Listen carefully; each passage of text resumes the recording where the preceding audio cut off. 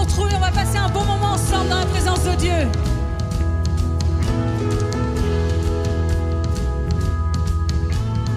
Perdu seul dans le noir, honteux et sans espoir, l'âme épuisée,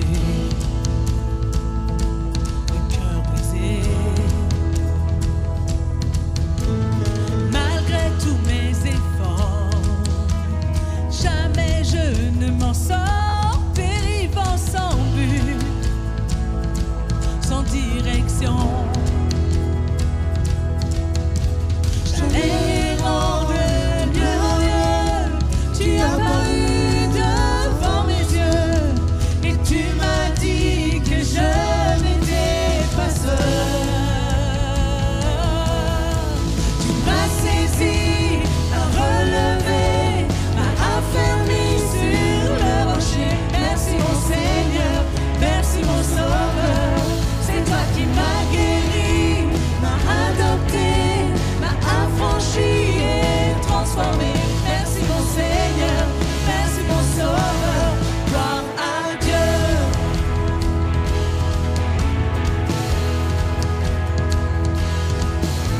Je ne peux nier l'évidence, Christ a gagné ma confiance, mais tout envolé, emporté par le vent. Adieu regret et fardeau, qui colliez à ma peau, je ne vous appartiens plus, je repars à zéro. Dès maintenant et à jamais, je te louerai, tu m'as sauvé, j'étais perdu et tu m'as retrouvé. Tu m'as saisi, m'as relevé, m'as affermi sur le rocher. Merci mon Seigneur, merci mon Sauveur, c'est toi qui m'as guéri, m'as adopté, m'as affranchi et transformé. Merci mon Seigneur, merci mon Sauveur, gloire à Dieu.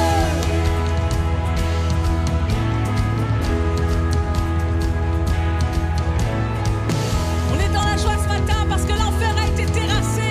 Alors est-ce que tu veux proclamer ça ce matin? L'enfer est terrassé, je suis libre, je suis libre, je suis libre. L'enfer est terrassé, je suis libre, je suis libre, je suis libre. Allez ensemble, l'enfer est terrassé, je suis libre, je suis libre, je suis libre. L'enfer est terrassé, je suis libre, je suis libre. Parce que Jésus a triomphé, Jésus a triomphé, je suis libre, je suis libre, je suis libre. Jésus a triomphé, je suis libre, je suis libre, je suis libre. Déclare-le, Jésus a triomphé, je suis libre, je suis libre, je suis libre. Jésus a triomphé, je suis libre, je suis libre. Tu m'as saisi, m'as relevé, m'as affermi sur le rocher. Merci mon Seigneur, merci mon Sauveur, c'est toi qui m'as guéri, m'as adopté, m'as affranchi et transformé. Merci mon Seigneur, merci mon Sauveur, gloire à Dieu.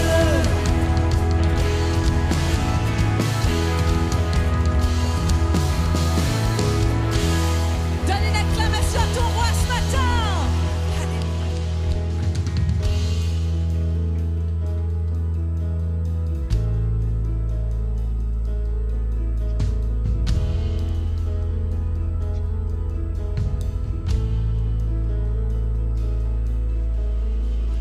Il y a un son que j'aime tant, c'est le son des pans de sa robe quand il entre dans la pièce et quand nous prions dans nos louanges, il voit la foi.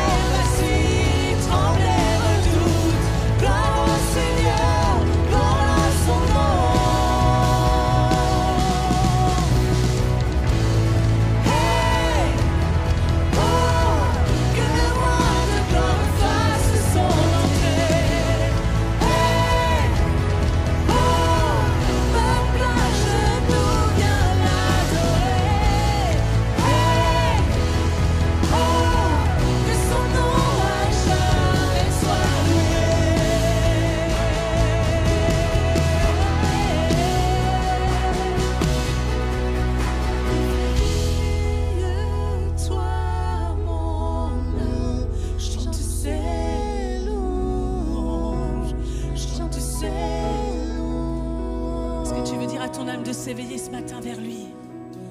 Éveille-toi, mon âme, chante ses louanges, chante ses louanges.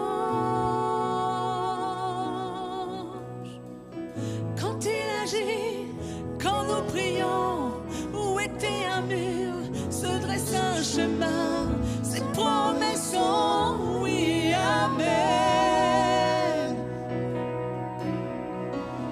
Quand il agit, il n'y a aucun doute, l'enfer vacille, tremble et redoute.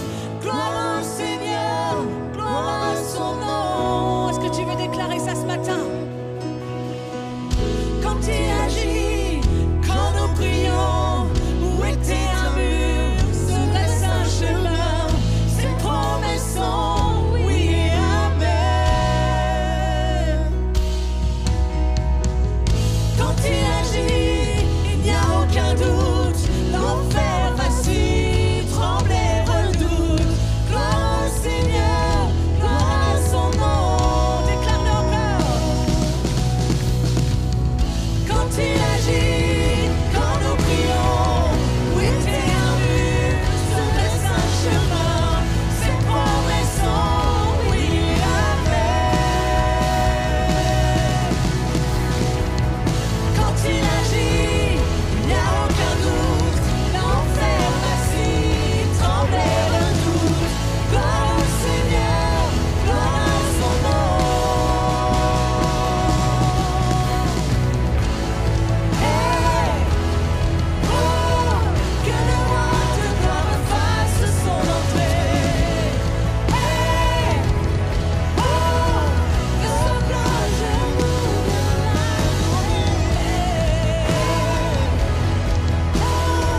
que son nom à jamais soit loué.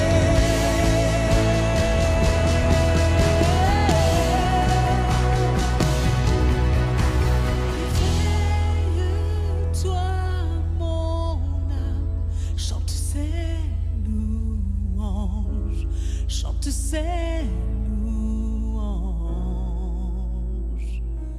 Oh, éveille-toi, mon âme, chante ses louanges, chante ses louanges.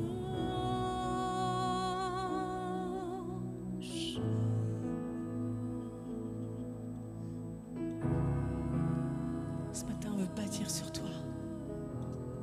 On veut bâtir nos vies sur ta vie, parce que tu es le fondement solide, celui en qui nous pouvons nous appuyer en toutes circonstances.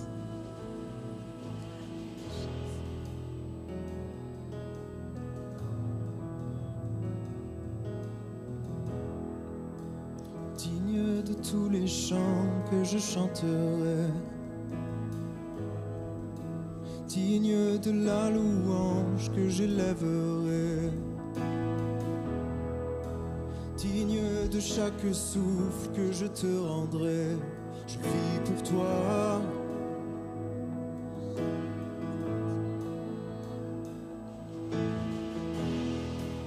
Jésus, le nom au-dessus de tous les noms. Jésus, tu es le seul m'offrant le pardon.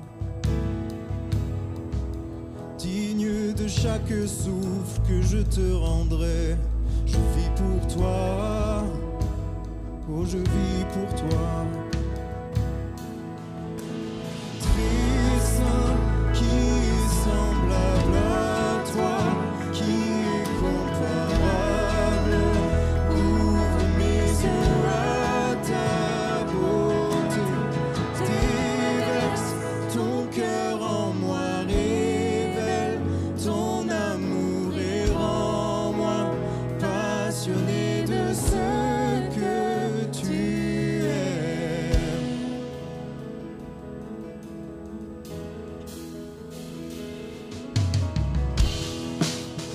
Jésus, le nom au-dessus de tous les noms. Jésus, tu es le seul m'offrant le pardon. digne de chaque souffle que je te rendrai. Et pour toi, oh je vis pour toi. Très saint, qui est semblable à toi, qui est comparable. Ouvre mes yeux à ta beauté, déverse ton cœur en moi, révèle ton amour et rends-moi passionné de ce que tu es.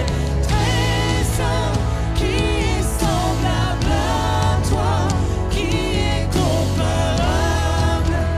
Ouvre mes yeux à ta beauté, déverse ton cœur en moi, révèle ton amour et rends-moi passionné de ce que tu es.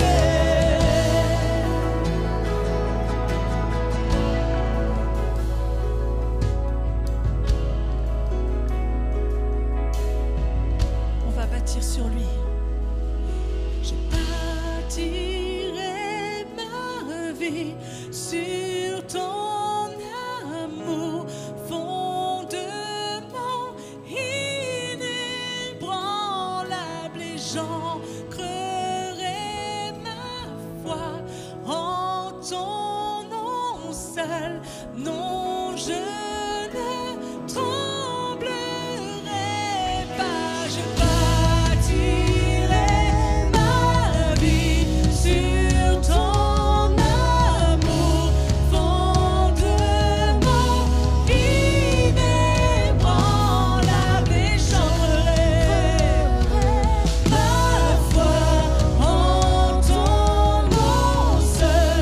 Non, je ne tremblerai pas. Je bâtirai ma vie sur ton amour, fondement inébranlable, et j'ancrerai ma foi en ton nom seul.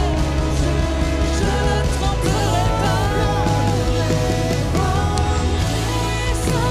Qui est semblable à toi, qui est comparable.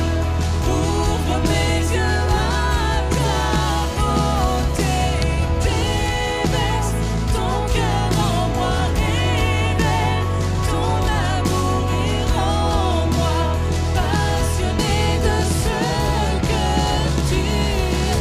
Je bâtirai ma vie sur ton amour, fondement inébranlable, et j'ancrerai ma foi en ton nom seul.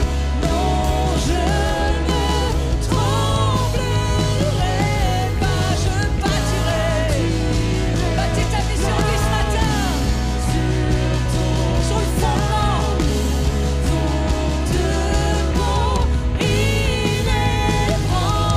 inébranlable, et j'ancrerai ma foi en ton nom seul. Non, je ne tremblerai pas.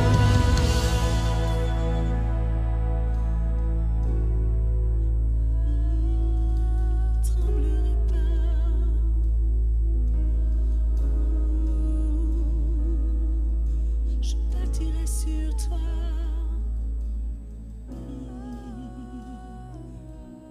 Je bâtirai sur toi.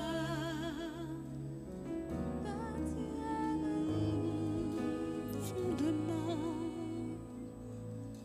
inébranlable. Je bâtirai sur toi.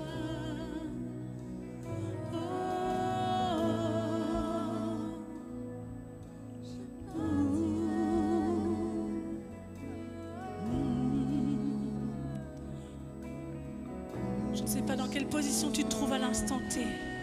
Je ne sais pas ce qui se passe dans ta vie, que tu sois ici ou derrière ton écran. chose est sûre, c'est que tu peux bâtir sur celui qui peut tout. Tu peux bâtir sur celui qui est la pierre angulaire, le fondement inébranlable, celui qui ne s'écroulera jamais. Peu importe ce qui pourra venir dans ta vie. À toi de le vouloir, à toi de demander. Et si tu ne connais pas et que tu l'as pour la première fois, alors à toi de faire l'expérience d'appeler Jésus au secours.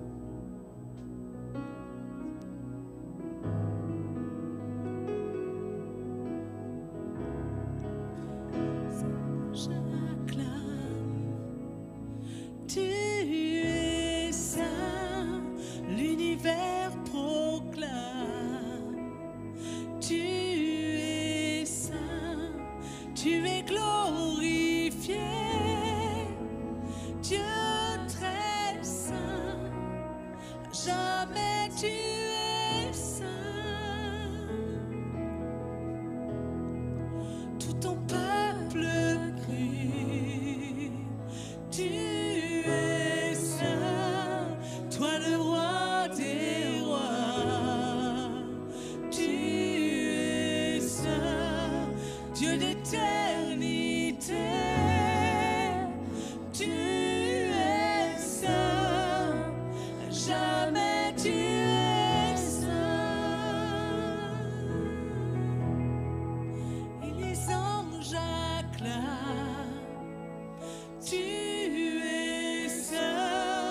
l'univers proclame,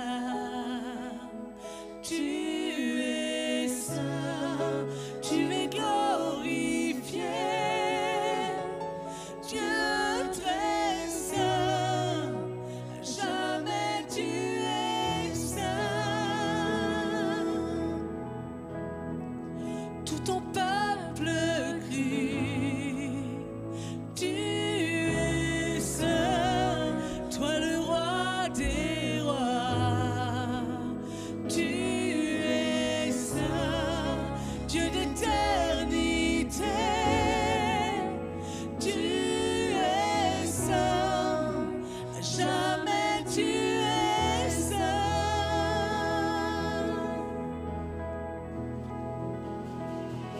Toutes les générations devant lui prosterner entonnent ensemble le cantique de l'agneau. Ceux qui nous ont précédés et ceux qui nous suivront entonneront ce cantique de l'agneau. Ton nom est le plus grand, ton nom est tout puissant, ton nom est au-dessus de tout. Puissance, autorité, royaume et dignité, ton nom est au-dessus de tout. Et les anges acclament, tu es saint, l'univers proclame, tu es saint, tu es glorifié, Dieu très saint, jamais tu es saint.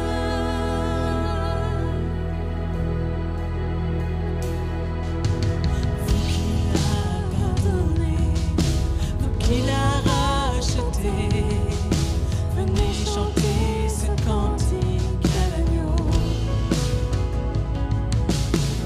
Vous qui l'a libéré, vous qui portez son nom, venez chanter ce cantique à l'agneau.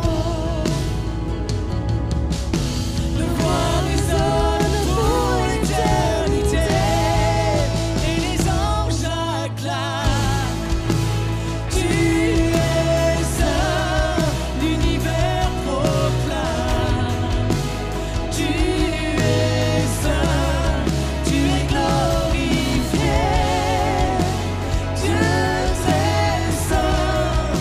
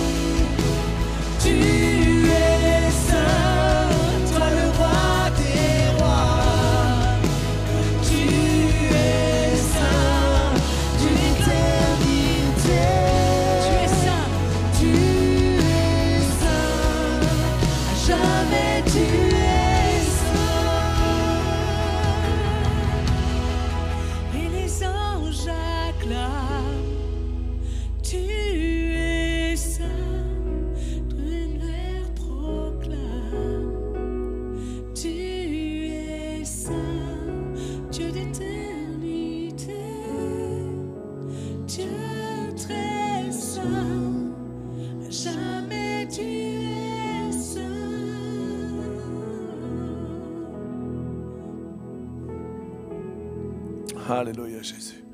Merci, Saint-Esprit. Merci, Seigneur Jésus. Combien encore ce matin, Seigneur, on veut élever ton saint nom et te glorifier. Merci. Merci parce que tu es notre Dieu. Merci parce que, Seigneur, on vient avec simplicité devant le trône de ta grâce. Simplicité, comme nous sommes. Seigneur, et on vient élever le nom de Jésus. Alléluia.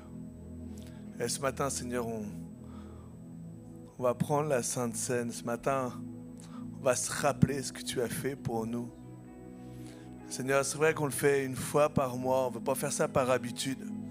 Mais on veut vraiment réaliser ce que tu as fait pour nous. Et alors que je vais prendre Jérémie 31, versets 31 à 33. C'est marqué, voici les jours viennent, dit l'Éternel, où je ferai avec la maison d'Israël et la maison de Juda une alliance nouvelle. Et il vient où je vais faire une alliance nouvelle. Non comme l'alliance que je traitais avec leur père, le jour où je les ai saisis par la main pour les faire sortir du pays d'Égypte. Alliance qu'ils ont violée, quoique je fusse leur maître, dit l'Éternel. Mais voici l'alliance que je ferai avec la maison d'Israël. Voici l'alliance que je vais faire avec vous. Après ces jours-là, dit l'Éternel, je mettrai ma loi au dedans d'eux. Je l'écrirai dans leur cœur et je serai leur Dieu et ils seront mon peuple.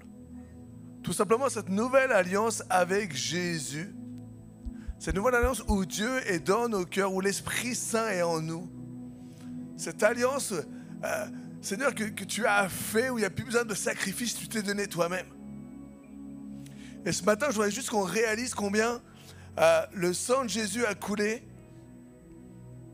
Mais ce n'est pas simplement du sang. Bien sûr, c'était du sang de Jésus, je ne vais pas dire non, mais il y avait tellement de puissance. C'était simplement l'accomplissement d'une promesse parfaite. Quand le sang de Jésus a coulé, c'est Jérémie qui nous annonce 600 ans avant cette nouvelle alliance. 600 ans avant, c'est incroyable. Il annonce une nouvelle alliance à travers Jésus. Donc c'est l'accomplissement d'une promesse faite par Dieu. C'est cette nouvelle alliance pour l'humanité. Personne n'est mis, ce n'est pas simplement le peuple juif. C'est une nouvelle alliance pour l'humanité, pour ceux qui reconnaissent Jésus. Le sang qui coule, un sang innocent, un agneau parfait, c'est l'ouverture des cieux pour toi et moi. Dieu qui ouvre les cieux, sa présence qui vient en nous ce matin encore.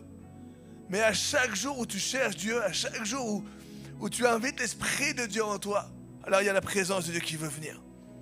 C'est une puissance, une autorité que Dieu te donne par son Esprit. Le sang de Jésus te donne cette puissance et cette autorité. Sur quoi tu vas me dire? Je vais te dire sur les maladies.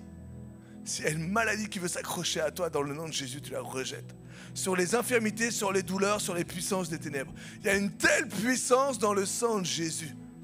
Une telle puissance dans l'accomplissement des promesses de Dieu. Par le sang de Jésus, nous appartenons à Dieu. Nous sommes pardonnés et rachetés.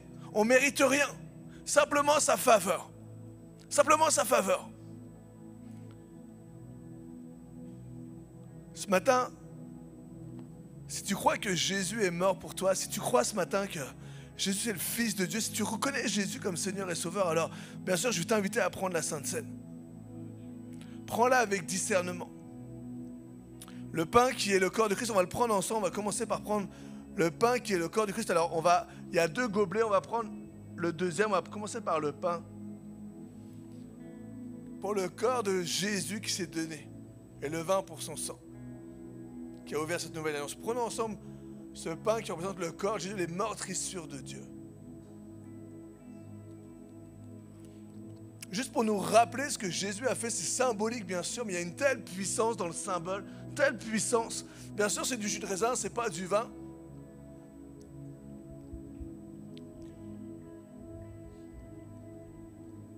Mais il y a une telle force, parce que Dieu est fidèle. Et tout simplement, rappelle à Dieu, rappelle, tiens, dans la parole de Dieu, c'est marqué « Réveille ma mémoire et plaidons ensemble ». L'Éternel, à un moment, il dit à son peuple, réveille ma mémoire et plaidons ensemble. Ce matin, Père, je veux réveiller ta mémoire sur la crucifixion de ton Fils, sur cette autorité que tu donnes à tes enfants, autorité sur la maladie, autorité sur l'infirmité, autorité sur la douleur, autorité sur les puissances des ténèbres, autorité sur tout ce qui veut nous détruire. Alors Père, merci pour ton Fils. Et on va prendre ensemble ce jus de raisin, ce qu'on appelle ce vin, qui nous rappelle le sang de l'Alliance 600 ans avant, qui nous a été adressé. Prenons ensemble. Alors Jérémie nous en parlait. Et nous sommes ceux qui héritons du royaume par Jésus-Christ.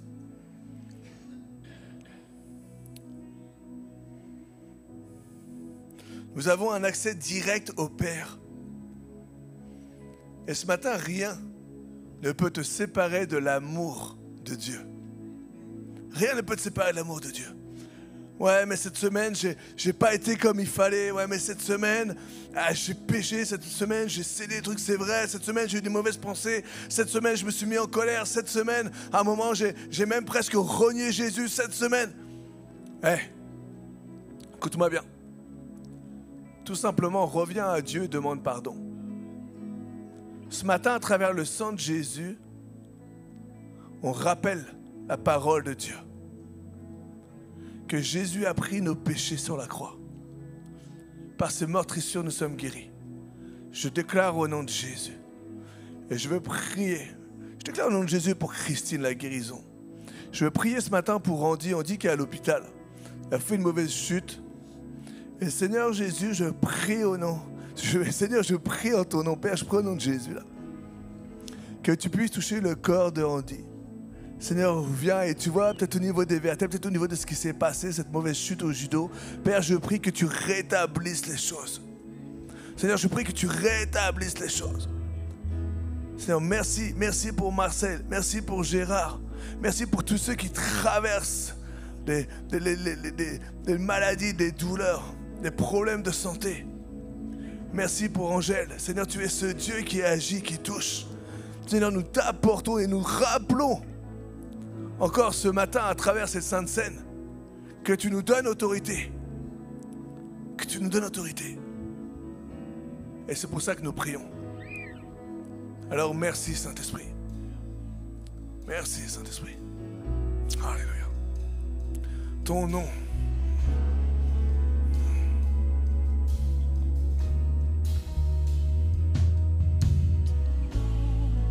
Est le plus grand, ton nom est tout puissant, ton nom est au-dessus de tout. Puissance, autorité, royaume et dignité, ton nom est au-dessus de tout. Ton nom est le plus grand, ton nom est tout puissant, ton nom est au-dessus de tout. Puissance, autorité, royaume et dignité, ton nom est au-dessus de tout. Ton nom est le plus grand, ton nom est tout puissant, ton nom est au-dessus de tout.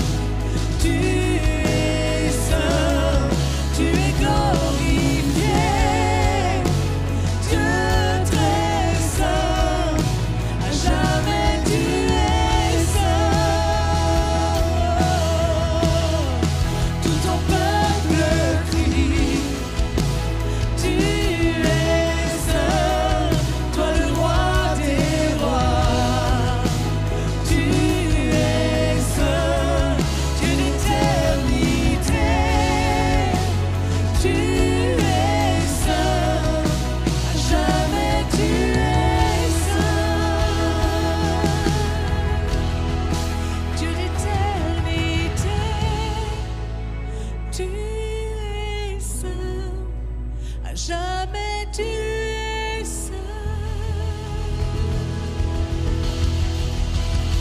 Amen, amen, amen, amen, amen.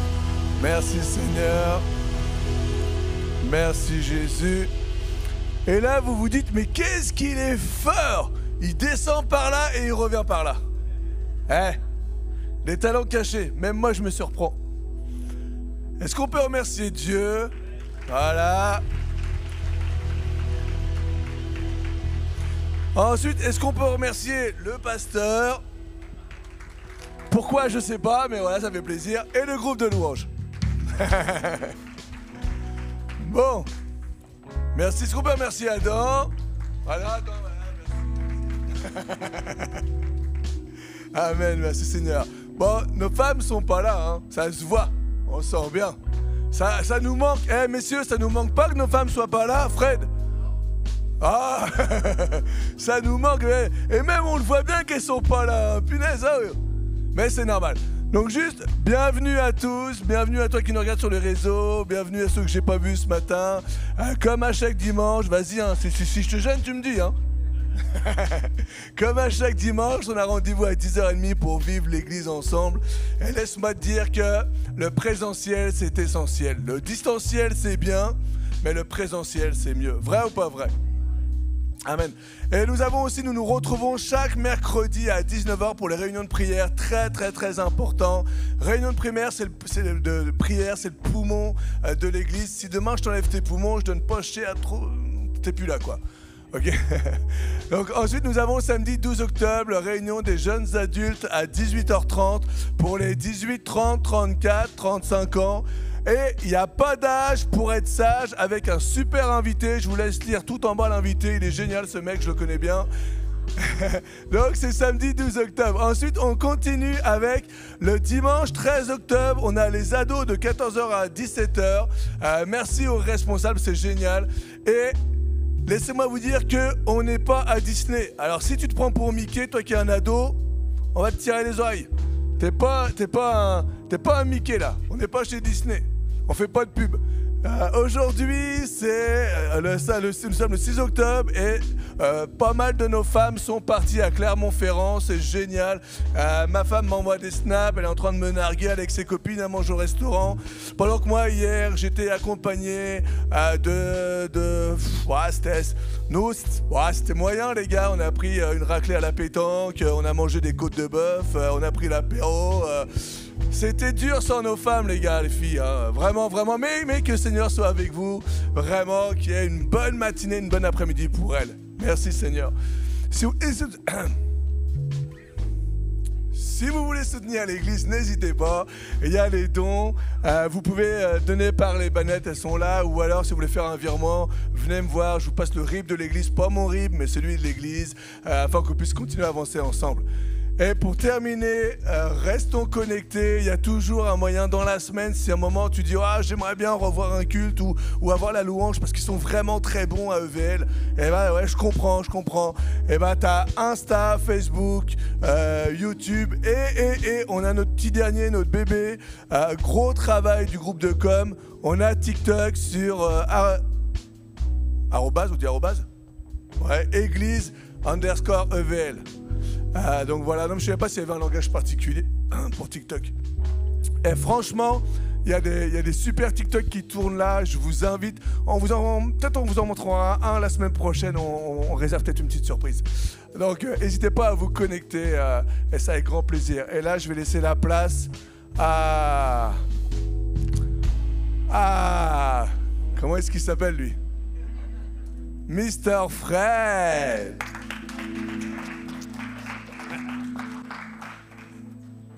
Quel accueil merveilleux. Vous allez bien? Ouais, je vous vois pas du tout avec les lumières. Du coup, j'ai l'impression de prêcher à 2000 personnes, alors que vous êtes une quarantaine. La table est beaucoup trop loin à Adam, c'est n'importe quoi. Je m'installe, je suis comme chez moi. Mon ventilo de d'habitude n'a pas été rechargé. Du coup, j'ai dû compenser avec mon deuxième ventilateur, un peu plus costaud. Est-ce que vous voulez que je mette une ambiance un peu tamisée, chaleureuse? Ouais? Vous voulez? C'est parti. Voilà.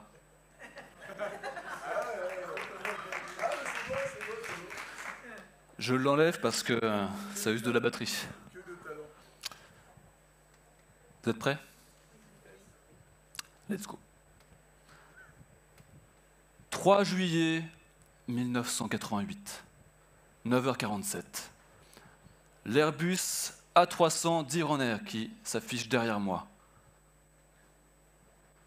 décolle de l'aéroport Bandar Abbas, situé à Téhéran en Iran, pour un vol de routine de 28 minutes en direction de Dubaï. À son bord, 290 personnes, dont 16 membres d'équipage. À 90 km au sud de l'aéroport, quelque temps avant le décollage, dans le golfe Persique, près du détroit d'Ormuz, vous savez bien évidemment où c'est, le navire de guerre, l'USS Vincennes, qui se trouve derrière moi, se trouve en plein combat. Tout l'équipage, les marins et le commandant du navire, Will Rogers, sont sous haute tension. L'état d'alerte est lancé et tout contact en approche, tout appareil qui se dirigera dans sa direction sera considéré comme une menace. 9h48, ça fait 1 minute que l'avion du vol 655 a décollé, avec 27 minutes de retard. Tout se passe pour le mieux, l'appareil est en pleine phase de montée, tous les feux sont au vert, l'avion avance, mais il avance tout droit, sans le savoir, vers une zone d'opération où un navire de guerre américain est en plein combat, l'USS Vincennes. 9h49, l'USS Vincennes, toujours en état d'alerte maximale, repère l'avion sur ses écrans radars, mais n'arrive pas à l'identifier.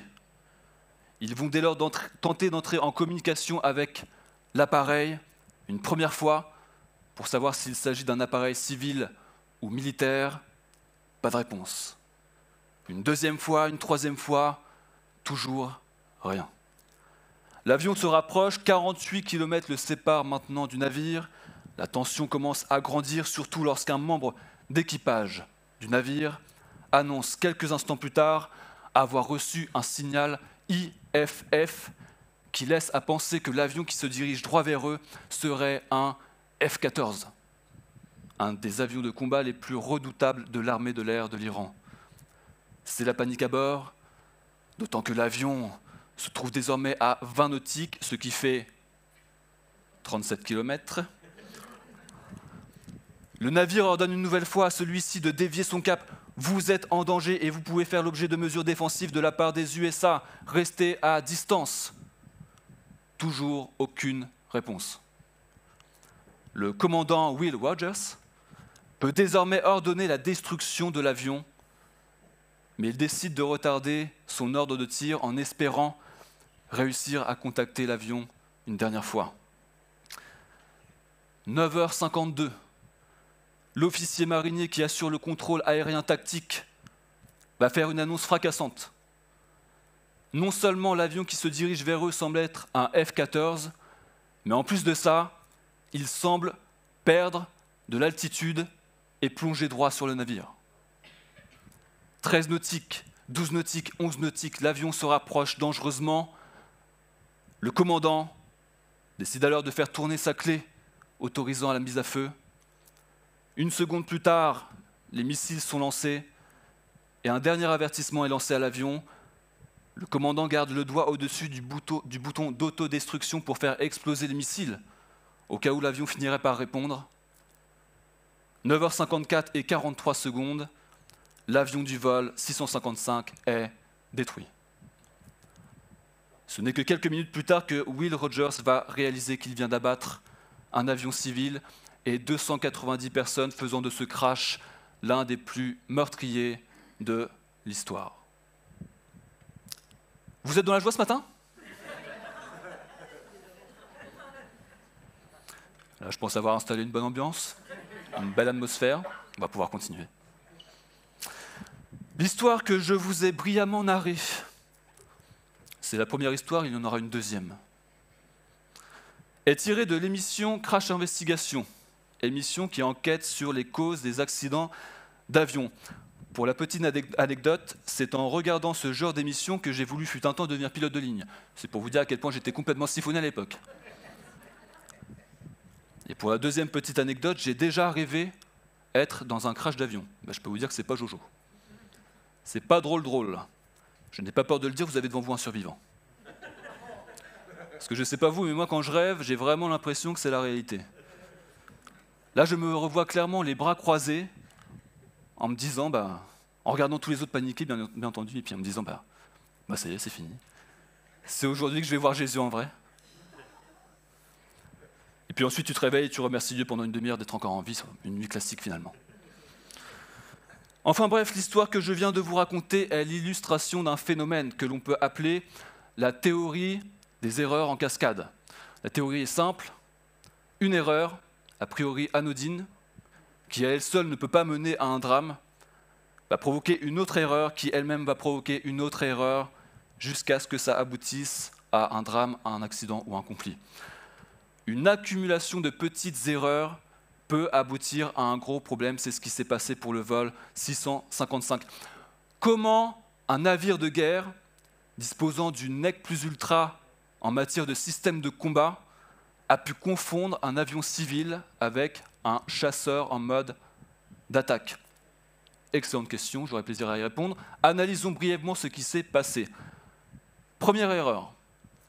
Le navire n'aurait jamais dû se trouver sur la trajectoire du vol de l'Airbus. Le commandant a désobéi à un ordre de ses supérieurs. Il a choisi de déplacer le navire sans autorisation. Première erreur. Et en plus, ça a mis l'équipage sous haute tension. Deuxième erreur. L'avion décolle avec 27 minutes de retard, ce qui va induire en erreur l'équipage de l'USS. Troisième erreur. Le navire n'arrive pas, malgré son arsenal technologique, à identifier l'avion. Ils vont donc consulter les horaires des vols commerciaux pour savoir si l'appareil qui se dirige vers eux est un avion civil ou militaire, et ils vont se rendre compte que normalement, il n'est absolument pas censé y avoir de vol commercial à cette heure-ci. C'est vrai, mais en même temps, l'avion a décollé avec 30 minutes de retard. Quatrième erreur, problème de communication. Le navire va à 7 reprises essayer d'entrer en contact avec l'avion, mais par l'intermédiaire de la fréquence de détresse militaire, sauf qu'aucun avion civil ne capte ces fréquences-là. Alors pourquoi n'ont-ils pas communiqué via la fréquence de détresse civile, me demanderez-vous tout inquiet? Ne paniquez pas, je vais vous répondre tout de suite. Ils l'ont fait à 3 reprises, sauf qu'à aucun moment, pour différentes raisons, je ne vais pas détailler, à aucun moment le pilote de ligne de l'Airbus ne s'est senti concerné par ce signal. Cinquième erreur, problème technologique. Un signal IFF. Vous savez ce que c'est? Moi non plus. Un signal IFF laisse à croire que l'avion qui se rapproche du navire est un F-14, un avion de guerre, alors que ce n'est pas du tout le cas. Problème technologique, et là tout bascule, c'est la panique. Et le dernier élément qui va conduire au drame, sixième élément, erreur d'interprétation.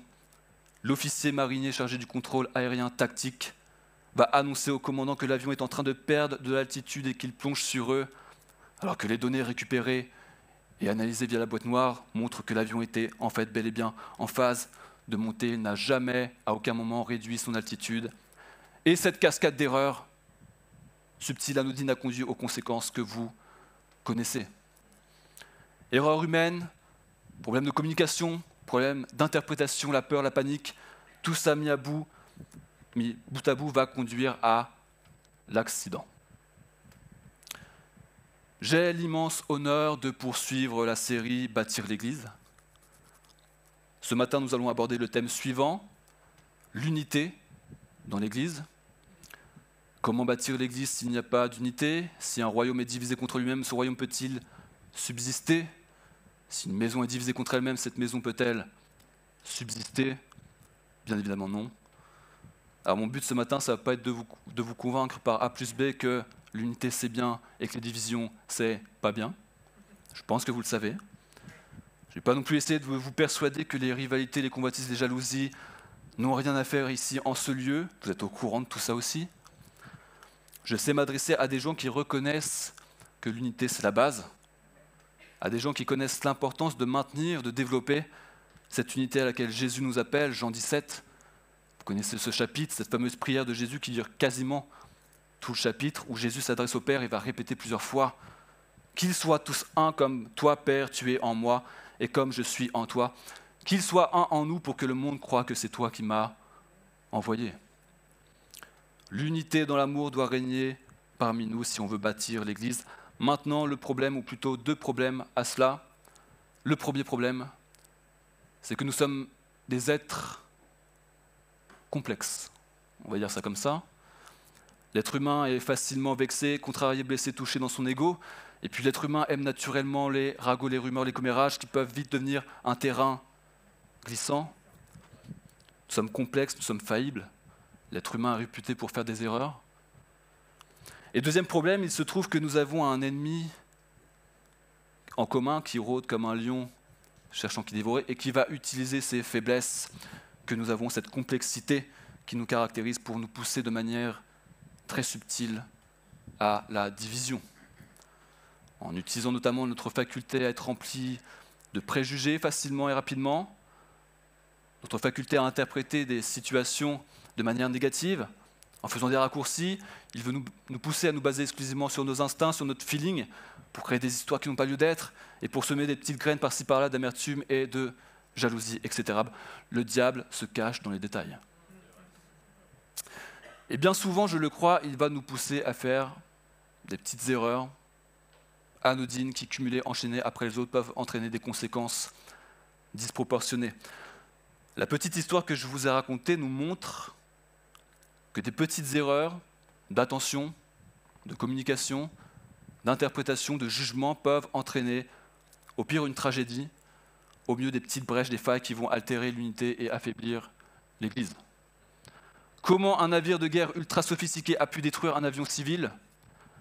Eh bien, de la même manière que le diable cherche à détruire l'unité au sein du corps de Christ par une cascade d'erreurs subtiles et anodines. La deuxième histoire en est une très belle illustration. Deuxième histoire, Are you ready, people of God? Ok. Êtes-vous prêts? Excusez-moi, vous ne comprenez pas l'anglais. Nous sommes en 1200. Et des brouettes, à peu près. Bon. Avant notre ère, un certain Josué, dont la vie est racontée dans le livre de Josué, merveilleux. Dans l'Ancien Testament, Josué va être désigné successeur de Moïse et va être missionné par Dieu pour aller conquérir le territoire de Canaan, à l'ouest du fleuve, le Jourdain. Véritable chef d'armée, il va livrer un grand nombre de batailles, il va remporter grand nombre de victoires qui vont permettre au peuple de s'emparer et de s'installer à Canaan. Le peuple est composé de 12 tribus. Le territoire va donc être découpé en... Non, tout faux, en 9,5. Puisque 2,5 tribus ont déjà leur territoire à l'est du Jourdain. Vous êtes complètement tombé dans le panneau et ça me fait bien rire. À l'est du Jourdain, 2,5 tribus. À l'ouest, 10,5. 9,5. Très bien, vous suivez. Deux tribus ennemies, celle de Ruben, Gad et la demi-tribu de Manassé. Ils ont déjà leur territoire à l'est du Jourdain qui avait été conquis et distribué sous le leadership de Moïse. Tout faux, encore. C'est la deuxième, y en aura-t-il une troisième? On verra bien. Ruben, Gad, Manassé, ils ont déjà leur territoire à l'est. Les femmes, les enfants et les troupeaux sont déjà confortablement installés. Mais les hommes de ces tribus, parce qu'ils forment un peuple uni avec les autres tribus, vont combattre à leur côté et aller gagner les terres de leurs compatriotes à l'ouest du Jourdain. Vous êtes toujours avec moi? Vous regarderez le replay si vous êtes paumé. Hein. Puis vous penserez à mettre un petit pouce bleu et un petit commentaire. Ouais, super Fred, c'était génial. Et donc une fois la conquête terminée, une fois le pays en pleine possession, Josué va dire à Ruben, Gad et Manassé, non, la demi-tribu de Manassé, troisième erreur. Wouh. Il va leur dire, les gars, merci. C'était super sympa de nous avoir aidés. On ne vous a pas spécialement laissé le choix, c'est vrai. Mais vous avez été fidèles, courageux, vous avez obéi à ma voix dans tout ce que je vous ai ordonné. Maintenant, vous pouvez retourner et aller vous reposer sur vos terres, dans le pays qui vous appartient à l'est du Jourdain. Josué les bénit, eux, ils repartent heureux, en paix, avec le sentiment du devoir accompli. Et puis nous, les mains vides, puisqu'ils repartent avec de grandes richesses, des troupeaux fort nombreux, une quantité considérable d'or, d'argent, de fer, d'airain et de vêtements. Entre parenthèses, la fidélité et l'obéissance à Dieu sont souvent récompensées, pour ne pas dire toujours. La bénédiction, quelle que soit la forme qu'elle prend, attend toujours et avec joie ceux qui lui obéissent. Je ferme la parenthèse. Et donc voilà, nos joyeux lurons retournent vers leur terre avec leur jackpot, des rêves plein la tête, la fierté d'appartenir au peuple de Dieu. Et arrivés sur les bords du Jourdain, ils vont construire un autel. Autel A-U-T-E-L, sorte de table de pierre où l'on offrait des sacrifices et des offrandes à Dieu. Donc ils construisent l'autel, traversent le fleuve et ils rentrent chez eux, retrouver leur famille, etc., etc. Histoire terminée. Eh ben non, l'histoire ne fait que commencer.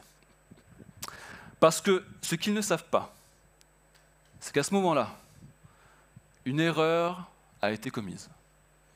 Une erreur qui va peut-être potentiellement déchirer l'unité du peuple entier et les amener à leur perte.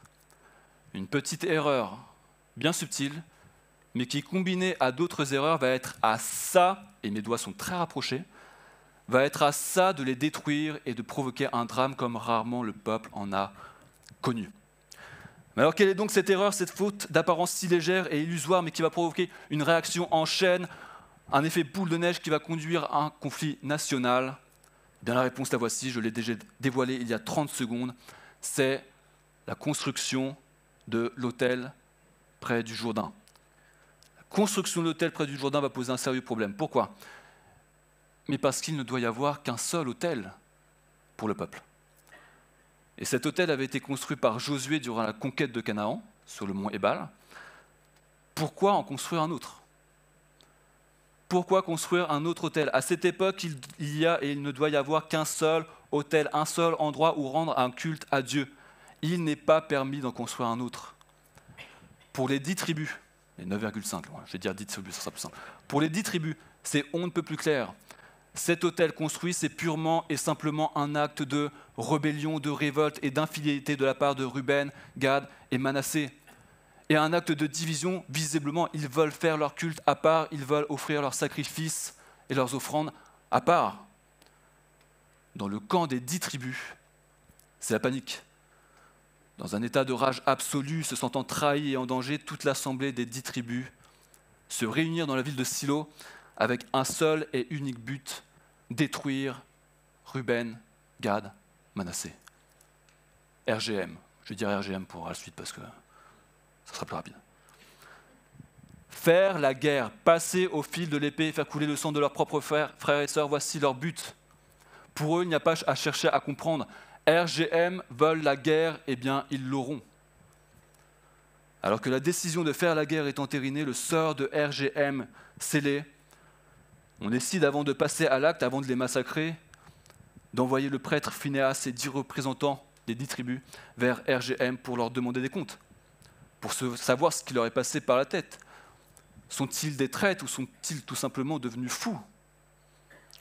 Phinéas demandera, plein de colère et de dégoût, le verset s'affiche à l'écran, il me semble.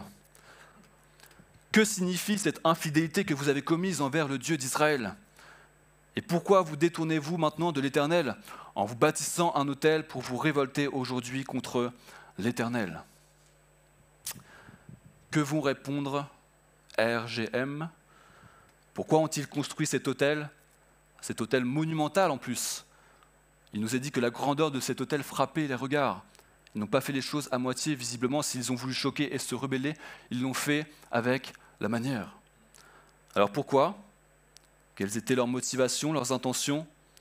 Était-ce véritablement un acte de rébellion comme tout le monde le croit? La parole est à la défense. Voici ce qu'ils vont répondre. Le passage ne s'affiche pas à l'écran, j'ai oublié de le donner. Nous avons pensé à construire cet autel non pour y offrir des holocaustes et des sacrifices, mais pour servir de témoin entre nous et vous, et pour les générations qui nous succéderont, attestant que nous aussi, nous rendons notre culte à l'Éternel devant lui par nos holocaustes, nos sacrifices de communion et nos autres sacrifices. Autrement dit, les gars, calmez-vous. L'autel que nous avons érigé n'a pas pour but de concurrencer le seul et véritable autel sur le mont Ébal. C'est juste un mémorial, un monument, pour que vous vous souveniez que vous et nous sommes du même peuple et que nous servons le même Dieu, malgré la frontière, le fleuve qui nous sépare. Nous sommes un et nous avons le même Dieu. Voilà ce que signifie cet autel. Cette réponse calma instantanément Phinehas et les chefs des 10 tribus. Les épées qui étaient prêtes à tuer sont rangées. Le drame a été évité, la paix règne à nouveau, mais il s'en est fallu de peu, de très peu, parce que l'unité tient parfois à peu de choses. Si on analyse ce qui s'est passé, tout comme dans la première histoire, on peut constater qu'il y a eu le même phénomène, une réaction en chaîne, des erreurs en cascade, mais qui, heureusement, dans ce cas-ci, n'ont pas abouti à une fin dramatique. Prenons notre microscope et analysons tout ça de près, si vous le voulez bien.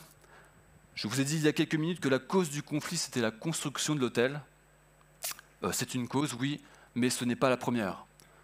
Premier élément, première erreur qui a amené à ce malentendu, la voici. Il y a eu un cruel manque de communication et de concertation. Le projet de construire un autel, qui plus est un autel grandiose, colossal, c'est pas rien. C'est pas un petit projet. Il aurait peut-être fallu en parler, avertir les autres. En plus, cet autel avait pour but de rappeler l'unité, le lien qui existe entre eux et les 10 tribus. Mais enfin, si les 10 tribus ne sont pas au courant de la signification de cet autel, forcément, ça laisse place à diverses interprétations. Si RGM avait communiqué clairement sur leur désir de faire un autel symbolisant l'unité, il n'y aurait jamais eu de problème. Deuxième erreur. Cette fois-ci, ce sont les 10 tribus qui l'ont faite. Erreur d'interprétation. Il y a des gens des 10 tribus, dès qu'ils ont vu le monument, pour eux c'était clair. Construction d'un autel est égale acte de rébellion. Ils n'ont pas cherché à aller plus loin. Ils n'ont pas cherché à savoir s'il pouvait y avoir d'autres significations. Ils voient le monument et leur conclusion est simple et rapide. Ruben, Gad et Manassé ont accompli un acte d'infidélité très grave. Attention aux conclusions hâtives. Comme nous le rappelle l'apôtre Paul, l'amour ne soupçonne pas le mal. Le risque est grand, la tentation est grande de vouloir prêter de mauvaises intentions, de mauvaises motivations à quelqu'un alors que c'est complètement faux. Je crois qu'il faut prendre conscience que fréquemment notre cerveau nous joue des tours. Notre cerveau, influencé par nos préjugés, nos émotions, nos habitudes mentales, notre vécu, le péché tout simplement, nous pousse à des erreurs d'interprétation et de jugement, et donc à des erreurs dans nos prises de décision. On est très très fort, l'être humain est très très fort, pour s'imaginer tout un tas de scénarios. Quand quelqu'un nous passe devant sans nous dire bonjour, ou si quelqu'un ne répond pas à nos messages ou autre, on va avoir le réflexe d'interpréter ce qui se passe, on va essayer de trouver un sens à ce qui nous paraît ambigu. Nous sommes de véritables interprètes. Nous essayons toujours de traduire tout ce qui se passe autour de nous, d'interpréter le moindre fait et geste, la moindre parole, la moindre attitude. Et bien souvent, nous les interprétons de manière négative. Le cerveau humain, il est comme ça. C'est principalement le négatif qui va ressortir. Nous sommes des interprètes, mais nous sommes bien souvent de mauvais interprètes. Nos façons de voir les choses, de comprendre les choses sont bien souvent en décalage avec la réalité. Et tout ça peut provoquer des malentendus, des problèmes de communication qui peuvent amener à des tensions ou conflits inutiles, comme ça a été le cas ici. L'importance de clarifier les choses, de clarifier une situation ou une relation pour qu'aucun soupçon ne puisse grandir. Troisième erreur, manque de sagesse. Cruel manque de sagesse. Quand ils ont vu l'autel et qu'ils ont fait leur conclusion, qu'est-ce qu'ils ont fait ensuite direct après? Ils partent balancer à tout le monde, à tout le peuple, et aux chefs des 10 tribus, leur info, leur scoop. Et les gars, vous ne devinerez jamais ce que RGM a fait. C'est de la pure folie. Ils sont devenus complètement zinzin. Ils ont construit un autel. Ils répandent la nouvelle dans tout Israël, ils en parlent à tout le monde, sauf aux principaux intéressés, sauf à RGM. Si au lieu d'aller balancer ce qu'ils pensent être vrai, c'est même pas la vérité, c'est ce qu'ils pensent être vrai, à tout le monde, si au lieu de ça, ils avaient été voir directement RGM pour tirer ça au clair en leur disant « Les gars, on a vu un hôtel, c'est quoi le délire? Qu'est-ce que ça signifie ?» Le problème aurait été réglé directement, tranquillement. Le malentendu aurait disparu. Mais non, ils ont choisi de balancer une information à tout le monde sans même vérifier la véracité de celle-ci. Une des choses qui peut vraiment, de manière très subtile, altérer l'unité, c'est quand tu as un problème avec quelqu'un et que tu en parles à tout le monde, sauf à la personne concernée. Si tu as un problème avec quelqu'un, va voir la personne, entoure-toi d'un pasteur, d'un responsable ou d'une personne de confiance, mais qu'au lieu des plaintes et des murmures, qu'il règne la diplomatie et l'amour. Et il me semble que 99% des problèmes pourraient être réglés très rapidement avec un peu de sagesse, de communication et de franc-parler. Quatrième élément, quatrième erreur, la surréaction des 10 tribus. Lorsque les enfants d'Israël, les 10 tribus, eurent appris cela, toute l'assemblée des enfants d'Israël se réunirent à Silo pour monter contre eux et leur faire la guerre.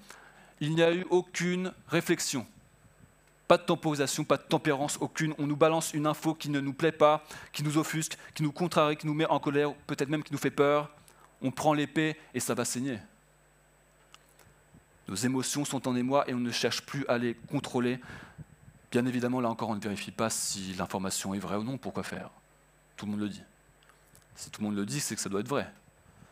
RGM nous ont trahis, il faut les détruire. Le raisonnement est simple, complètement faux, mais il est simple. La non-maîtrise de nos émotions est parfois un fléau pour l'unité, parce que ça peut mener à des paroles et des actes regrettables. Pour préserver l'unité, attention de ne pas surréagir à des événements qui, a priori, sont troublants ou scandalisants.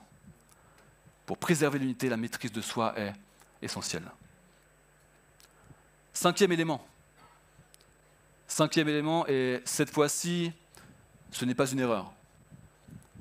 Le cinquième élément, c'est celui qui va heureusement enrayer cette réaction en chaîne qui était bien partie pour aboutir à une catastrophe. Le cinquième élément, le voici, la communication. Tout comme l'absence de communication a été l'élément déclencheur de cet effet boule de neige, l'utilisation de la communication va être le moyen de régler le problème. Dans un éclair de lucidité, certains se sont dit « Mais ce serait peut-être bien de leur laisser une chance de s'expliquer, vous ne trouvez pas ? Ce serait peut-être pertinent d'aller directement les voir et de comprendre leurs intentions avant de les zigouiller à coups d'épée. Qu'en pensez-vous ? Effectivement, c'est pertinent. Je pense que c'est ce qu'il fallait faire depuis le début. Au lieu de se mettre dans des étapes impossibles, mais ma foi, il n'est pas trop tard, c'est ce qu'ils vont faire. Et c'est seulement là qu'ils vont réaliser qu'il n'y avait en fait strictement aucun problème. Ils ont failli se déchirer pour un simple malentendu. Les 10 tribus ont failli faire la guerre contre leurs frères et sœurs parce qu'ils ont soupçonné le mal. À noter qu'ici, et même dans la première histoire, personne n'a été mal intentionné. Personne n'a eu l'intention, la volonté manifeste de faire du mal. Le commandant Will Rogers n'avait strictement aucune intention d'abattre 290 civils. Il sera d'ailleurs mis hors de cause. Ruben, Gad, Manassé pensaient bien faire. En construisant cet hôtel, c'est pour symboliser l'unité. Pas de mal à ça. Les 10 tribus pensaient bien faire aussi en déclarant la guerre à RGM. Ils pensaient défendre l'honneur du peuple et combattre pour Dieu. Ce qui montre bien que les bonnes intentions ne suffisent pas. Bien souvent, nous avons la volonté, mais pas la capacité de faire le bien. Bien souvent, j'espère tout le temps, nous avons cette volonté de maintenir, de préserver, de développer l'unité, mais force est de constater que nous n'avons pas les capacités naturelles pour le faire. On est trop imparfait, on est trop limité et notre cerveau nous trompe trop souvent. Ce ne sont pas nos différences qui affaiblissent l'Église avec un grand E, mais ce sont nos cœurs remplis d'a priori, de préjugés, de soupçons qui peuvent l'affaiblir et amener la division. Quand on soupçonne l'autre d'avoir de mauvaises motivations, quand on soupçonne l'autre de vouloir prendre la lumière ou de ne pas être assez spirituel ou je ne sais quoi, il y a des millions de façons de soupçonner le mal chez les autres de manière très subtile. Quand on se livre à ça, on détériore l'unité. Et c'est pour ça que nous avons besoin du Saint-Esprit. Nous avons besoin qu'il renouvelle notre intelligence pour que nous arrivions à discerner entre ce qui est faux et ce qui est vrai, entre ce que je pense être vrai et ce qui est réellement vrai. Et nous avons besoin de lui pour être une église qui communique, une église qui cherche à régler les désaccords avec sagesse et à désamorcer tout conflit potentiel qui n'a aucune raison d'être et à vivre pleinement ensemble malgré nos différences de culture, d'opinion, etc. Soyons vigilants, prudents, pleinement conscients que ce n'est pas par les murmures, les plaintes, les soupçons ou les calomnies que nous allons bâtir l'Église que Dieu désire, mais en choisissant d'être des artisans de paix, à l'écoute de l'Esprit rempli de sa sagesse et de son intelligence. Amen. Je suis heureux ce matin parce que je m'adresse à une Église unie. Pas une Église parfaite, mais une Église qui recherche ardemment l'unité. L'unité des membres et l'unité avec le Christ. Et d'ailleurs, j'en profite pour le dire, ça fait maintenant 30 ans, bientôt 31, que je suis dans cette église.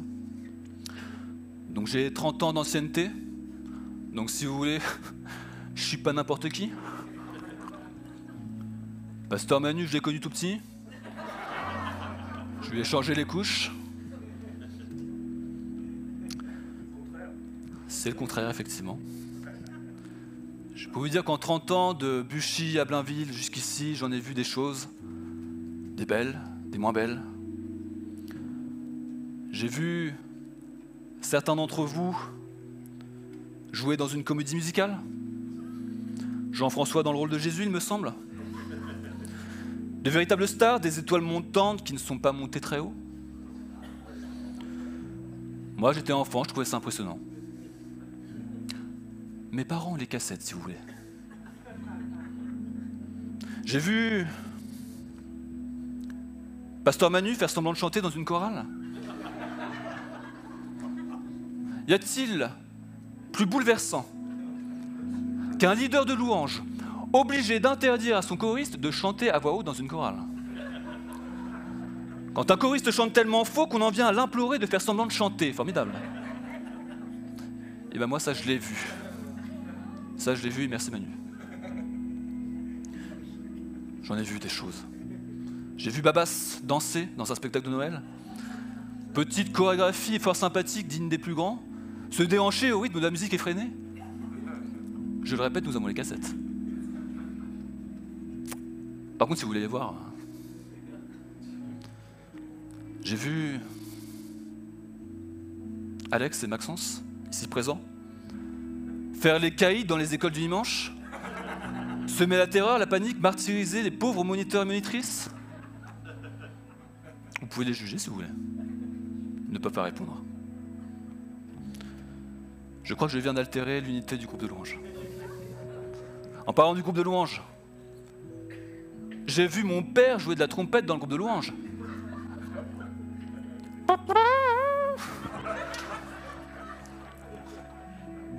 Nous avons mis en place des auditions depuis. Je crois que je viens d'altérer l'unité de la famille. J'ai vu la grosse moquette rouge et bleue au sol, l'énorme pupitre en bois d'1,5 tonne, impossible à déplacer si ce n'est par la foi. J'ai eu la chance, je ne sais pas si le mot est bien choisi, j'ai eu la chance d'avoir été baptisé dans un baquet à vache à roulettes, avec une espèce de blouse blanche affreuse. Quelle humiliation quand j'y pense, et je me pose des questions. Est-ce que mon baptême est-il réellement valide? Je n'en suis pas si sûr. Un baquet à vache, à roulettes.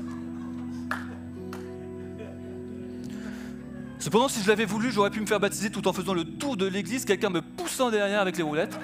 C'eût été un baptême virevoltant et original. Un petit peu de sérieux, s'il vous plaît. J'ai vu l'église évoluer, j'ai malheureusement vu l'église passer par des temps de conflits, de disputes, de divisions. J'ai vu l'Église malmenée par des rivalités, des batailles d'ego, des jalousies. J'ai vu de simples malentendus se transformer en conflits.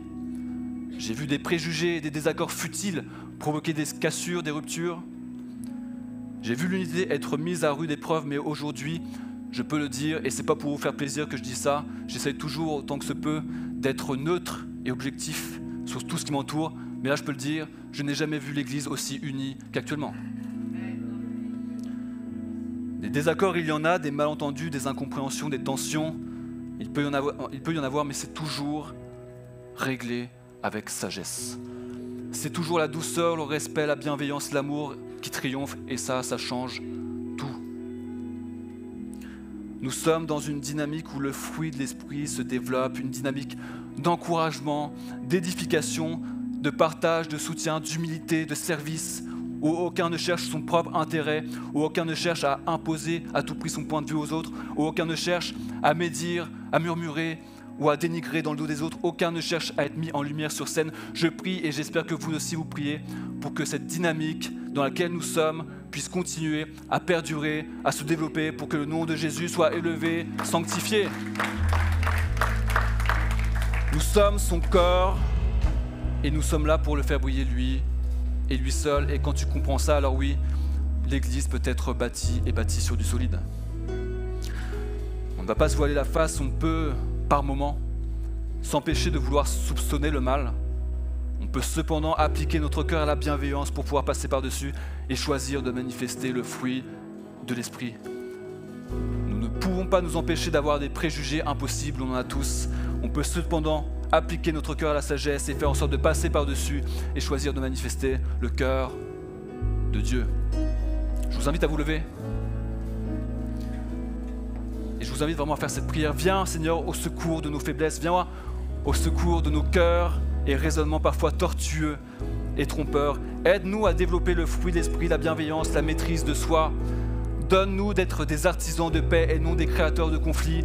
Déverse ton cœur en nous, révèle-nous ton amour et rends-nous passionnés de ce que tu aimes, que ce désir soit notre désir et notre prière. Ce matin, on chante ensemble.